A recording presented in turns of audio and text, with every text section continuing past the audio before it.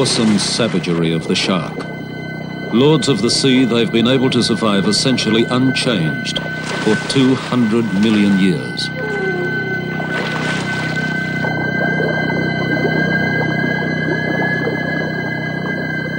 To most of us, these hungry predators are just killers to be feared. But in the crystal waters of the Solomon Islands, Lynn Cropp and his crew are able to feed sharks, almost like pets.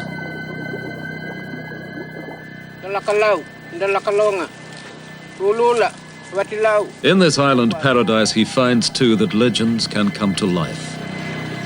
An old man who can talk to the sharks and call them to his side.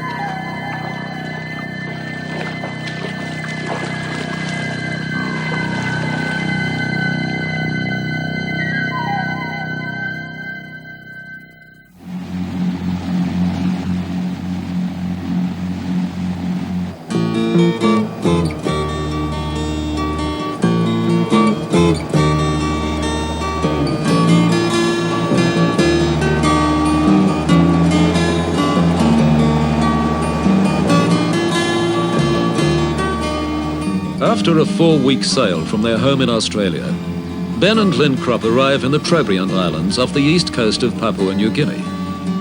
Ben has come here because of his interest in the many ways the islanders relate to sharks. He has heard that the people of Tacola village on the largest island, Kirawina, have developed a unique way of attracting them.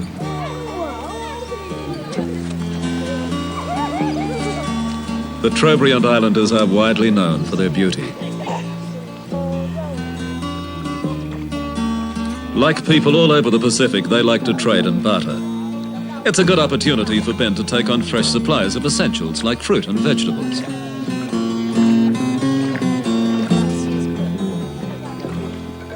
As crew member Trina Fleischman discovers, the Trobriand Islanders are also very fine craftsmen.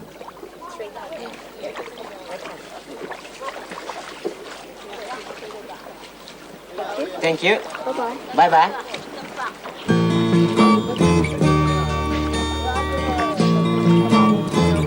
The Trobriand people are surrounded by the sea. They depend on it for their livelihood and much of the time even for their survival.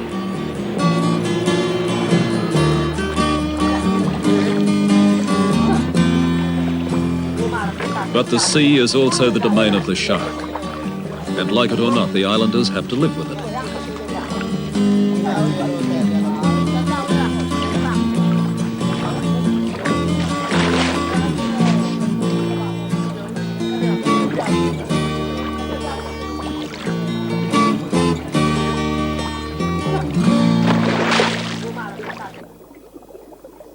Every day, the people must compete with the shark for food in its own territory.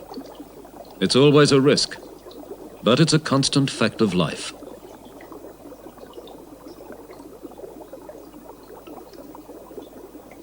Not surprisingly, the Trobriand Islanders have built up a very healthy respect for all species of shark.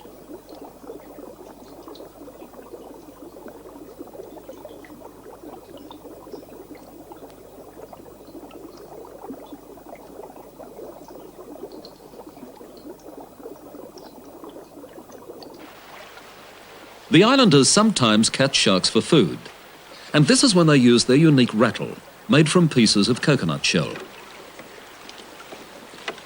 But the catching of a shark means much more to the islanders than just the catching of another fish. Before the hunt, the chief of Tacola village, Tony Mosibuya, collects some leaves from the bobiu tree.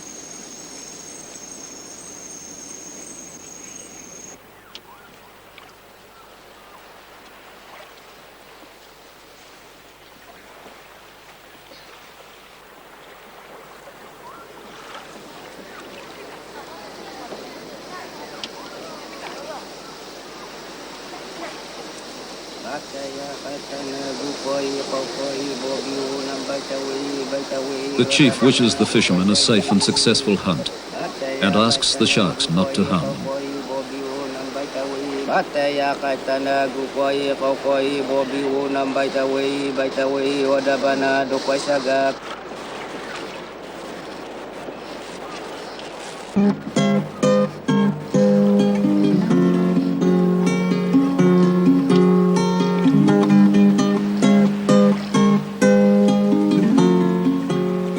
Out at the edge of the island's fringing reef, the sea bottom plunges down into very deep water. It's here that the bigger sharks will be found.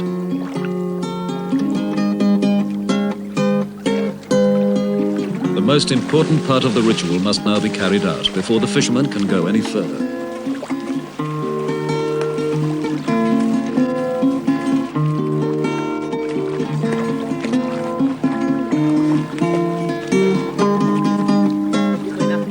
The magic leaves are rubbed over everything.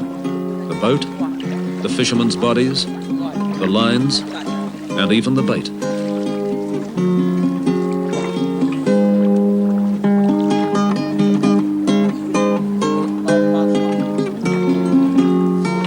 The islanders believe the ceremony will make the sharks hear the sound of the rattle. They will be unable to resist its call and will be drawn to the waiting hunters. It will also make the hunters invincible and ensure that they will triumph over the savagery of the shark.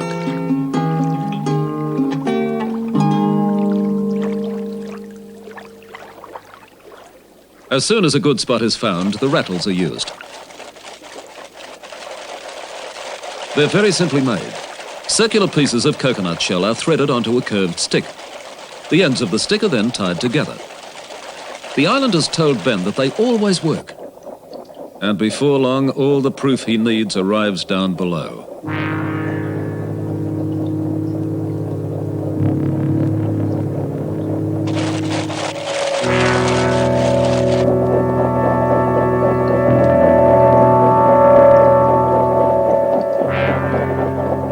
Most of the sharks are big oceanic species. And not only has the rattle attracted them, but it's also made them very excited.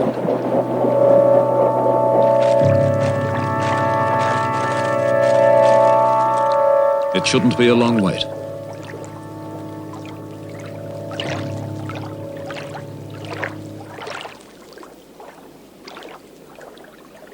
The buoys are attached to the baited lines, so that if a shark strikes, it will be easier to see.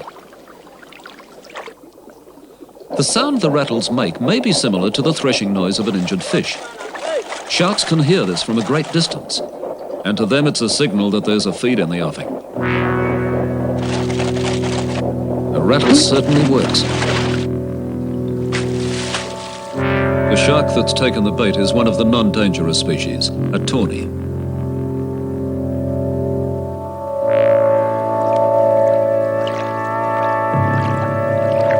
The fishermen don't mind, though. This one will be just as good to eat as the others.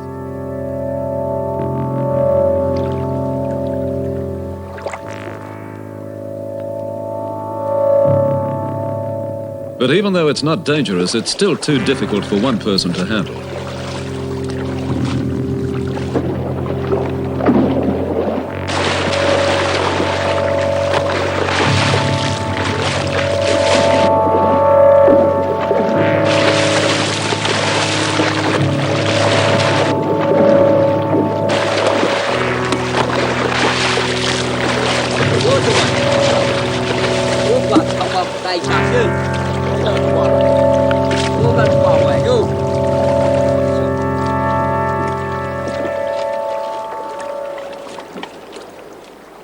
The tawny weighs over 100 kilos. The only problem now is getting it into the canoe and home.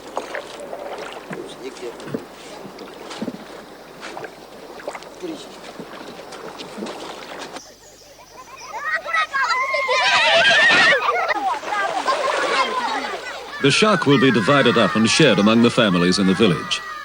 But the hunters will have the first choice.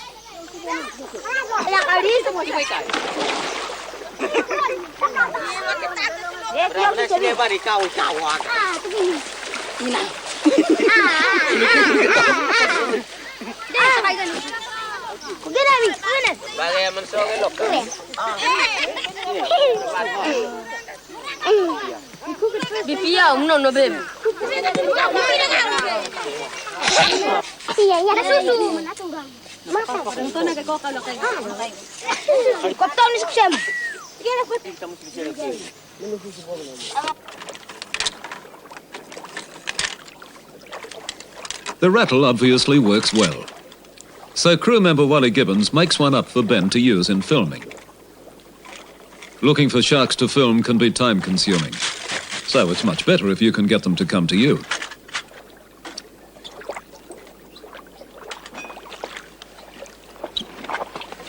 Fellow crew member Ron Bell will help Wally get things started.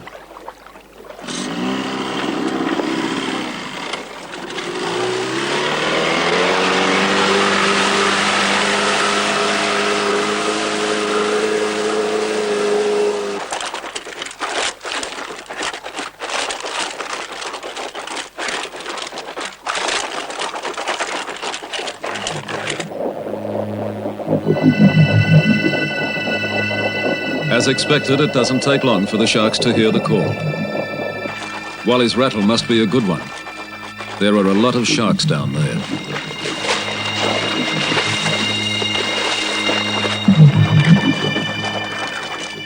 They're all expecting food and are being whipped into frenzied activity. Wally, seemingly throwing caution to the winds, is going in to try and hand feed a shark. That's coming up next on Call of the Shark.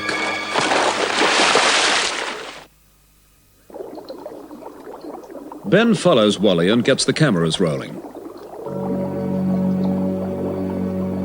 The sharks are highly agitated and looking for food. Wally obliges by actually hand feeding them.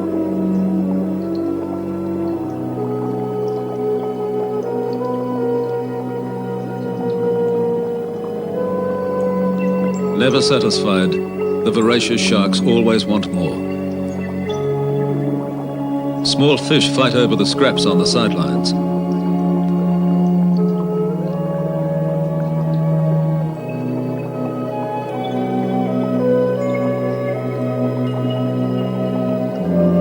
Most of these are white-tip reef sharks. Like all sharks, they're great survivors.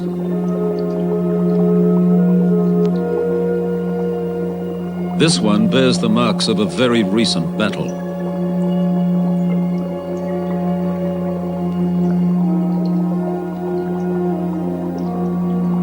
The reef sharks are less dangerous to man than their deep ocean cousins, but they still have a nasty bite. The very small fish are better off staying out of the way.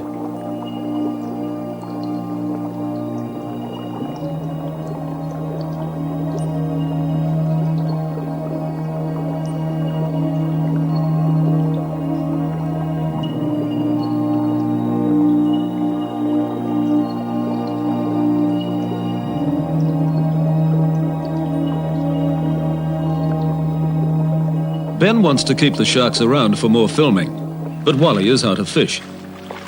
Shark boy, get the big out on. At least he doesn't have to go far to get more.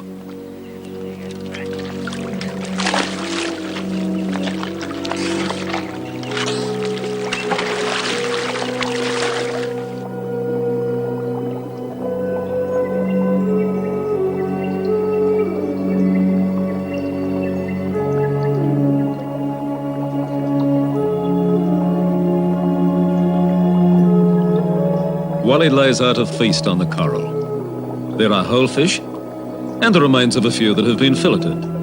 There are some fish that are just too good to give away to the sharks.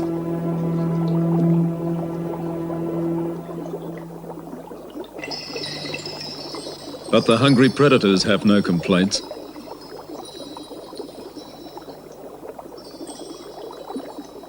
Wally is going to hand feed the sharks again. A white tip can swallow a surprisingly large fish for his size.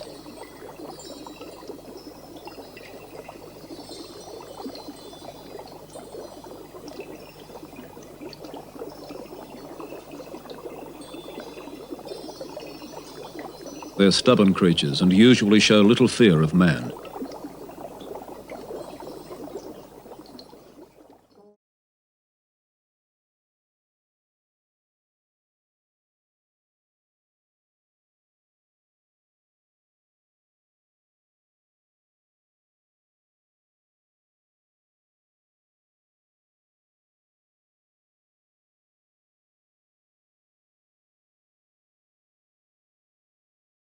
Waiting game. Lynn and the predator played tag around the staghorn coral.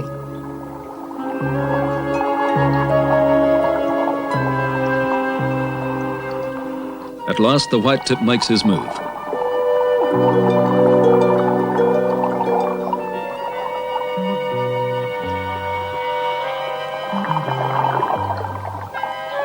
Lynn gets her picture. The shark gets its meal. And a lucky passerby wins a bonus.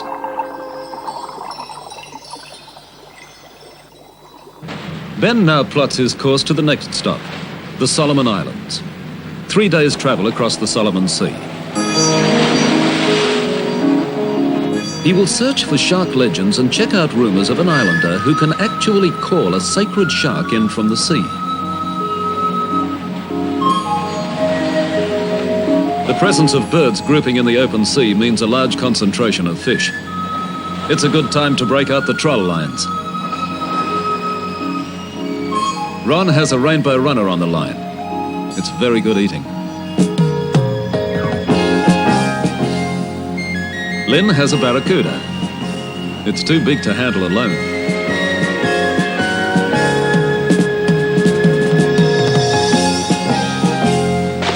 Ron has another one, but suddenly he feels a huge tug, and then the line goes slack. Whatever's out there, it's much bigger than the barracuda. This time, the big one has hooked itself.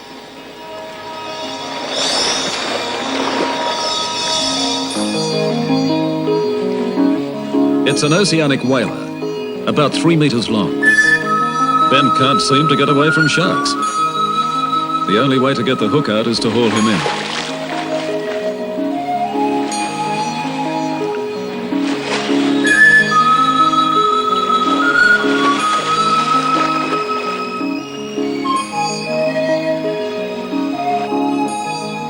On arrival in the Solomon Islands, Ben stops at Sandfly Passage in the Florida group. The people who live here at Togo Village have a legend about a shark, and he is very interested.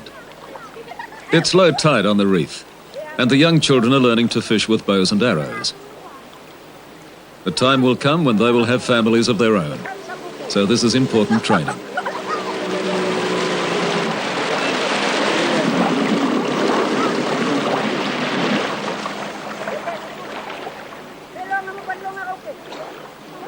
At every village that Ben visits, he presents the people with fish caught along the way as a gift of courtesy.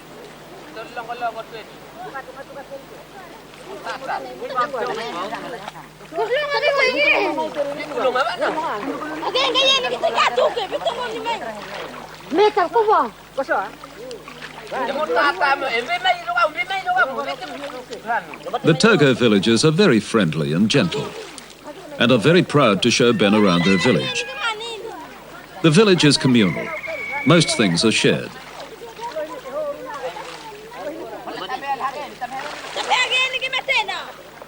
The children are looked after by everyone and seem to be very happy. They thought Ben and his camera were a great old laugh.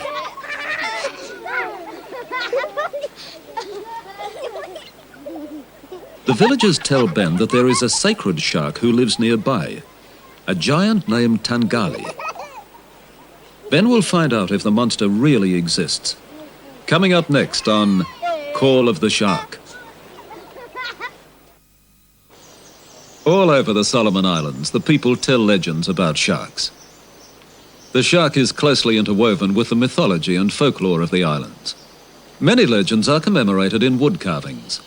This carving tells about 2 boys who were playing together. One said he would show the other how to swim like a shark. As he did so, he turned into a shark and ate his friend. There are also legends about guardian sharks who look after the islanders. This carving tells of a shark who rescued an islander from the sea. The Togo villagers say that a giant shark named Tan Gali lives here off Tanavula Point. Their favorite song tells the legend of Tan Gali.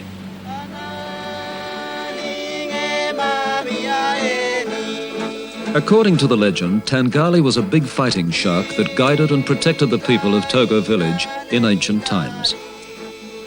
The words of the song tell of the great shark returning to his home at Tanavula Point.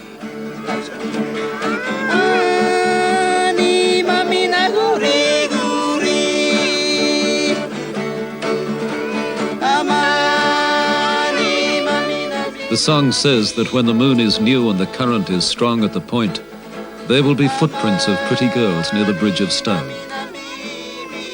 Under the shade of the trees, the leading warriors wash their weapons at the well.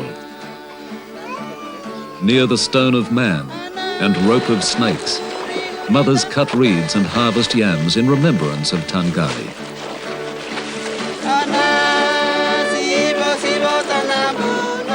The seashore at Savola and the point at Avogole show the signs of Tan Gali in ancient times.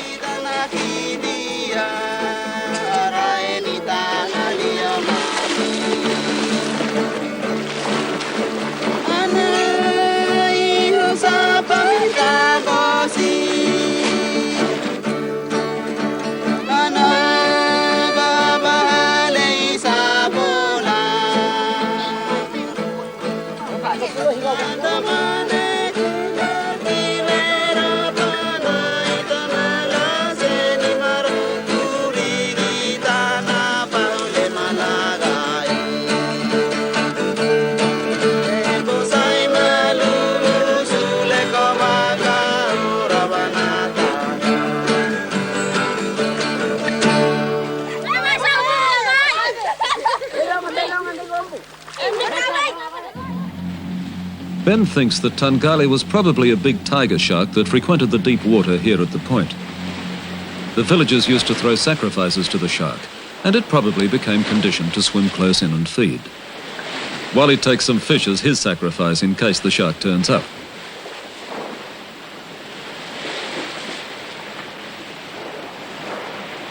Ben will take a look to see if Tan Gali is still there. The water is calm, but who knows what's under the surface.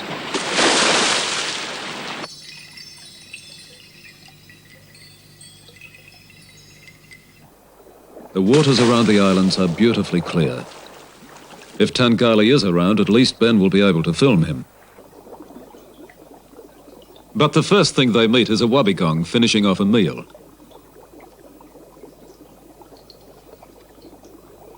It is actually a member of the shark family, although it really looks more like a worn old carpet.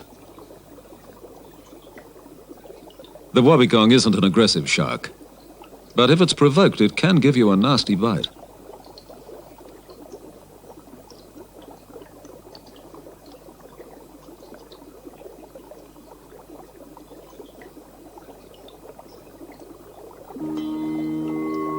There are quite a few reef sharks about, cruising for a meal as usual. And there are some huge potato cod. But there's no sign of the giant Tan Gali. Wally decided that since the sacred shark isn't here, the other fish can have the offering.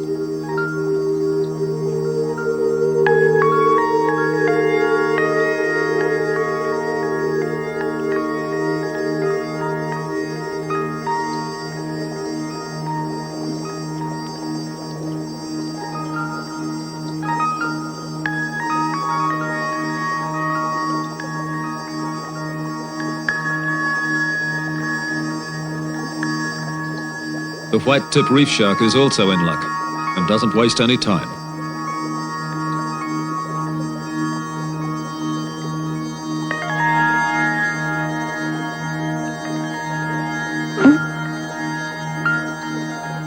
Wally is very experienced in handling sharks.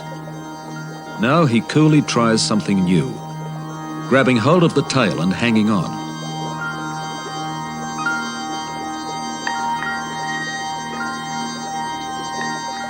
With a full mouth, the shark is more interested in swallowing the meal than in getting away. And with its mouth full, it can't bite Wally. Lynn arrives to record the event. The shark expects more food.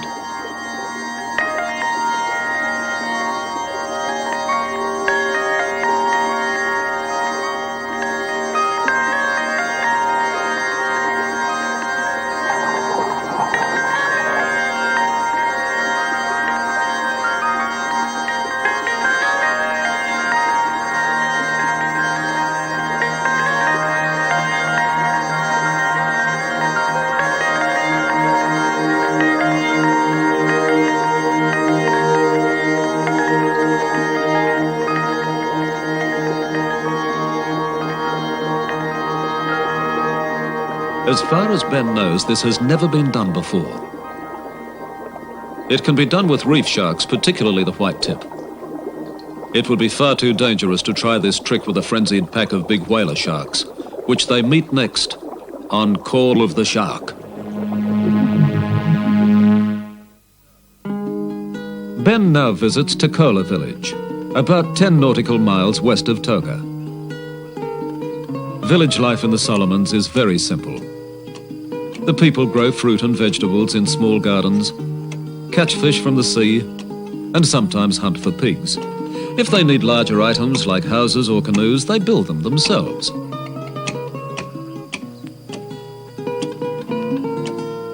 Almost everything the people need is here. They don't have to rush. The pace is very relaxed.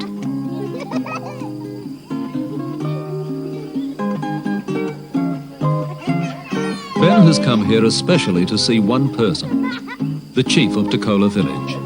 90-year-old Harry Jalagu is famous around the islands because he calls sharks in from the sea. He's one of the last shark callers in the Solomons. The islanders believe he can talk to one very special shark, a sacred giant named Gaitani. Like the people at Togo, the villagers here sing of their special shark.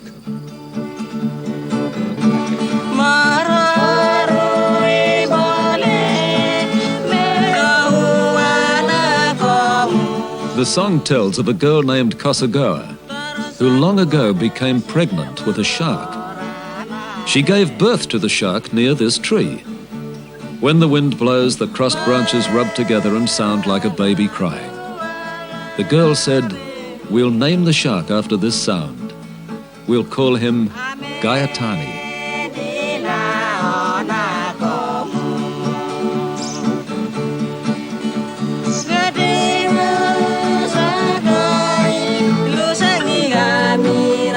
The baby shark grew up with his mother in a small pool in front of Tacola village.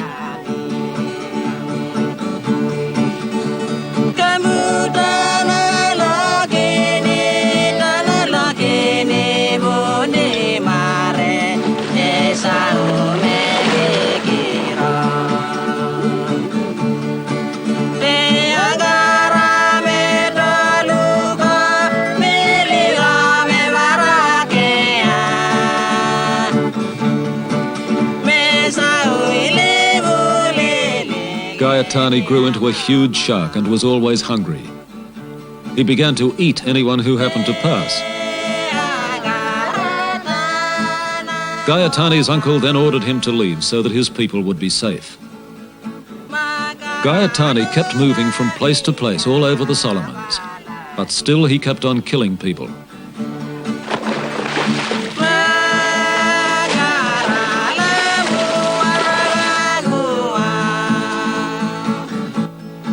Gaitani proved himself by fighting the strongest of sacred sharks, Biasavu.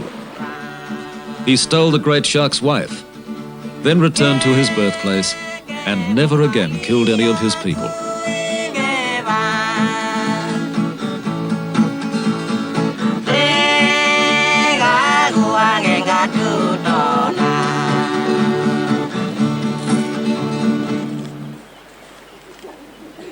Harry has agreed to try and call Gaitani in for Ben's cameras. The old chief first relaxes his mind with betel nut. His magic leaves and staff are also essential.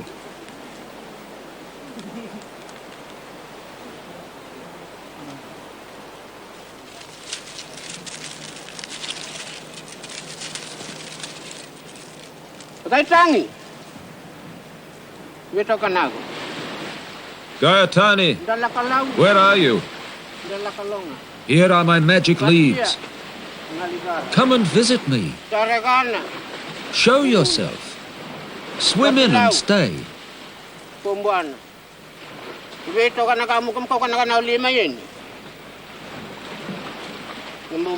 Stay day or night, grandfather.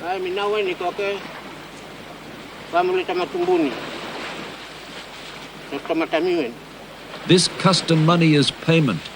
Don't miss it, Gaitani. I give you my word, oh my grandfather.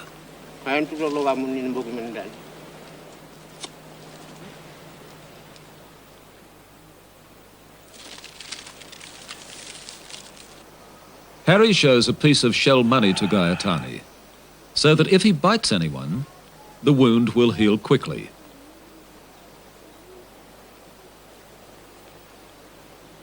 Local villager James will translate what will happen next. When do you think the sharks will be in?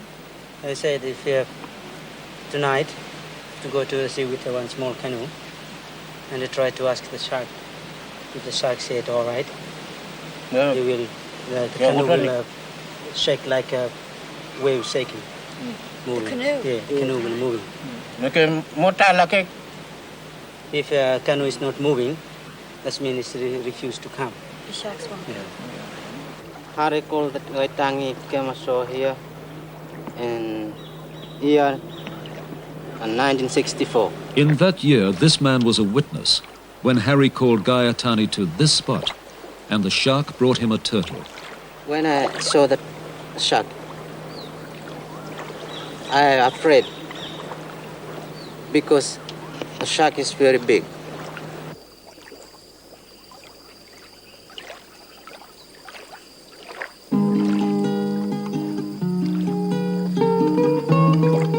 At dusk, Harry paddles out to ask the great shark Gaitani if he will come tomorrow.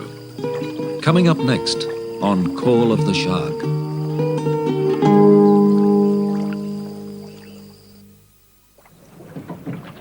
Next morning, Ben is up early to see if Gaitani has agreed to come.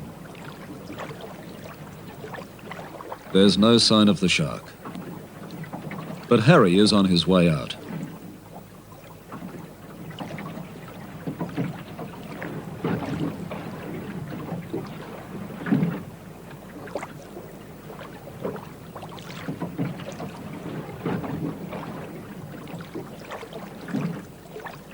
Jim will translate the news of Gaitani.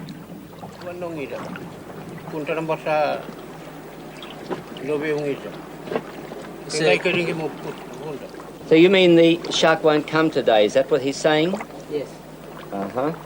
Well, what if, will it come another day, perhaps? Yeah, he said it will come another day. Well, what if we come back in about 2 weeks' time and we try again? I think it's be all right here. He said. Good. We'll see you later. All right. Ben is a bit skeptical about the old chief's claim, but he will return. Ben is now heading for the same place as this tuna boat. Tulagi is about 20 miles from Tacola. There's a large Japanese-owned tuna cannery here, where locally caught skipjack tuna is processed.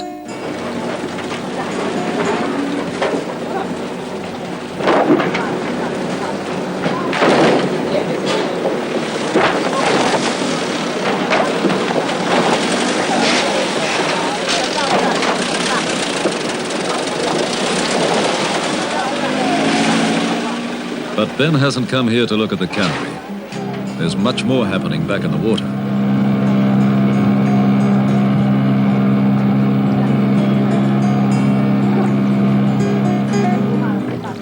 Every day, large quantities of waste from the tuna canning process are dumped by the cannery.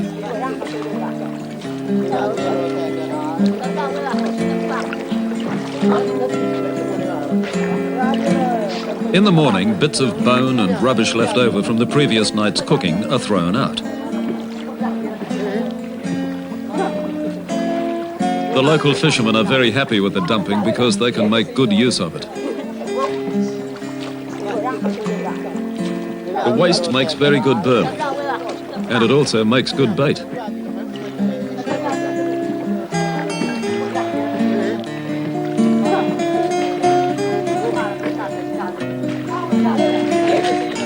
The fish in the area have been conditioned to expect this feed every day at about the same time. The fishermen always have a good catch as a result. The sharks rarely come in at this time. They know that there will be better pickings in the afternoon.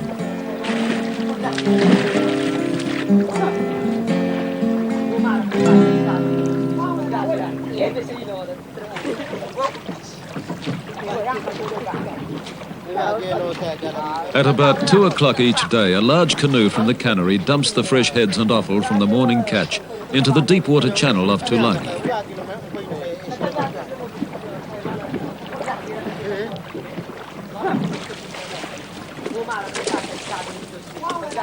There's also a lot of blood. This is what the sharks are waiting for. The arrival of the boat is their signal to move.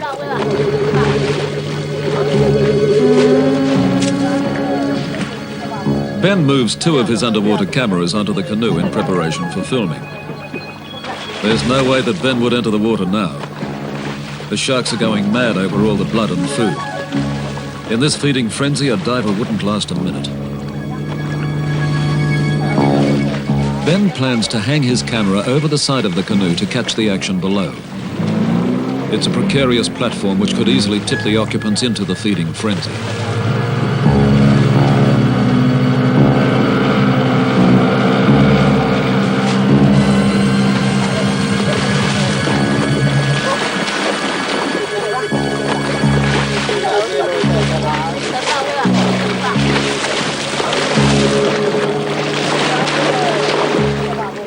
The sharks are all oceanic species, mainly blacktip whalers and silkies. There are about 50 of them around the canoe, and they range in size between 2 and 4 meters. These are always dangerous sharks. With the blood and offal in the water, they are deadly.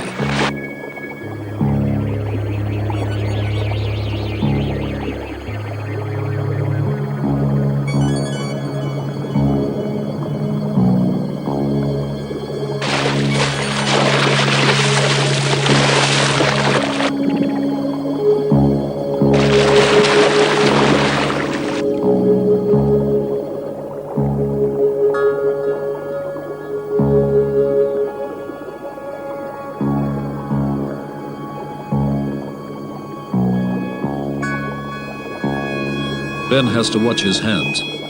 Several times he has to pull out to stop either them or the camera being bitten.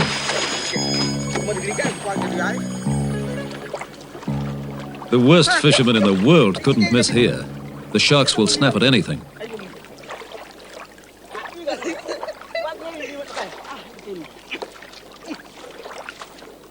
Some of the fishermen have good-sized canoes. They're large enough for the fishermen to haul the sharks aboard, if they know what they're doing.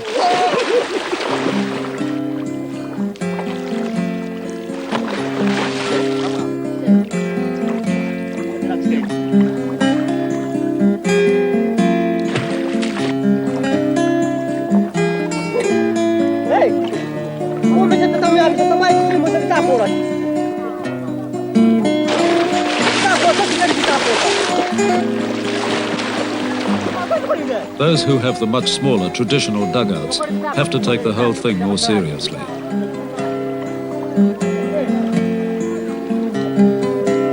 A bigger boat doesn't make a better fisherman, but it does make it easier.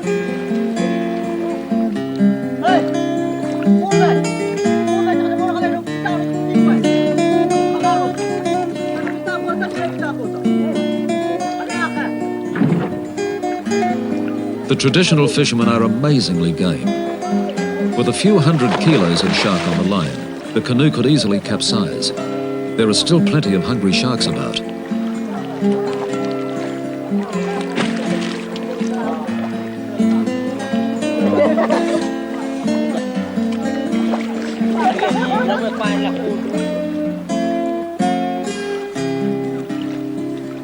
There's no room for the shark in the canoe, so the fisherman must play it out for a while and then tow it into shore.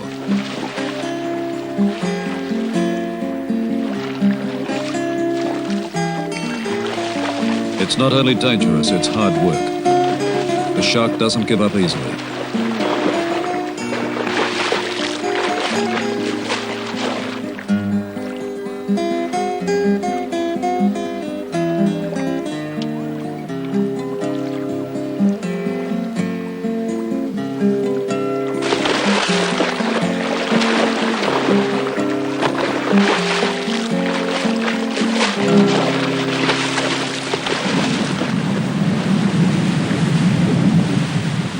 The day's events are interrupted by heavy rain.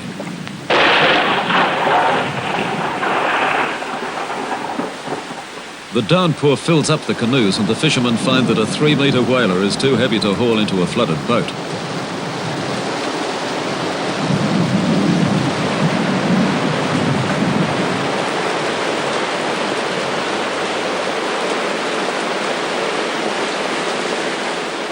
The islanders won't waste any of the shark. The meat will be divided up and the fins sold for shark fin soup. The rough skin will be used to make rasping tools, and the teeth will be made into jewelry. The next day, when the cannery canoe arrives, Wally and Ron pick up a couple of baskets of fish heads to try a little experiment. Ben and his crew know that the shark rattle works well, bringing the sharks in and exciting them. I also know that the sharks go mad over the fish heads. If the fish heads and the rattle are used together, some really spectacular action should result.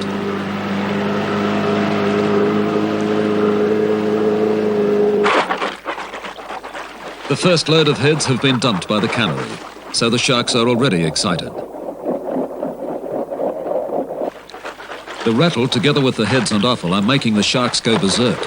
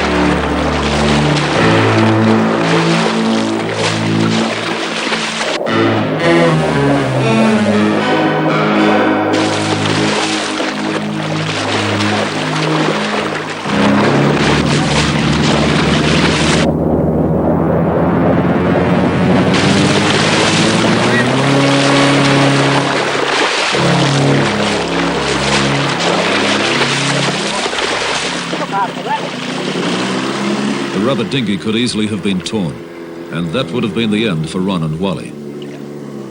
Ben is anxious to return to Harry for another try at calling his sacred shark, coming up next on Call of the Shark.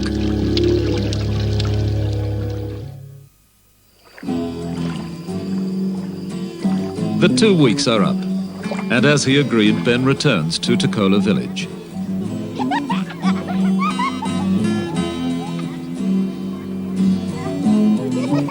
Chief Harry Jalagu is to make another attempt at calling in the great shark Gaitani from the sea.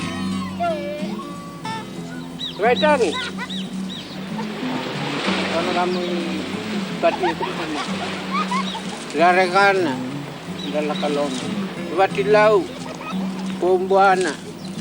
Ay nisulo kami ngamulikuang. As before, Harry paddles out after dusk to ask Gaitani to come. The shark will signal his agreement by rocking the canoe.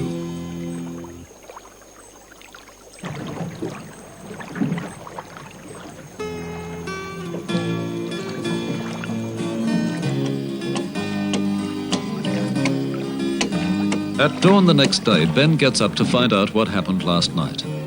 Will Gaitani come or not? He's becoming increasingly skeptical about the whole affair.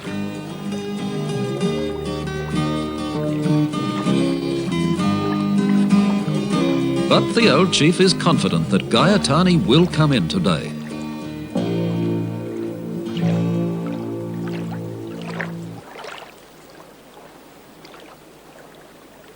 He indicates that the shark is out there, and that it will swim across to the opposite point.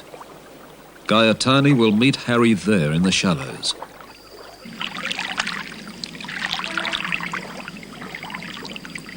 Ben isn't sure what will happen, so he sets the cameras up just in case. He was very glad he did. Harry kept his word.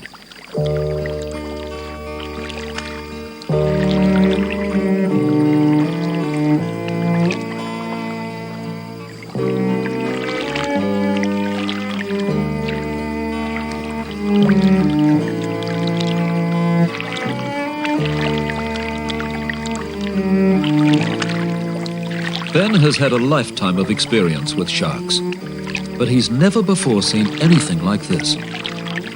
It is possible that the shark could have been conditioned, but he doesn't know how. Since the last calling happened in 1964, time would rule that out. The shark could have been lured in by some sort of burley, but if so, why has only one come in? It couldn't be the original Gaitani, though, because the legend is probably hundreds of years old. Over the centuries, the Solomon Islanders have developed a close relationship with the sea. Their particular relationship with the shark has become an integral part of their art and culture, their history and mythology. Watching old Harry Jalagu, Ben wondered how one separates the fact from the fiction. It would seem that these islanders know something more about the shark than we do.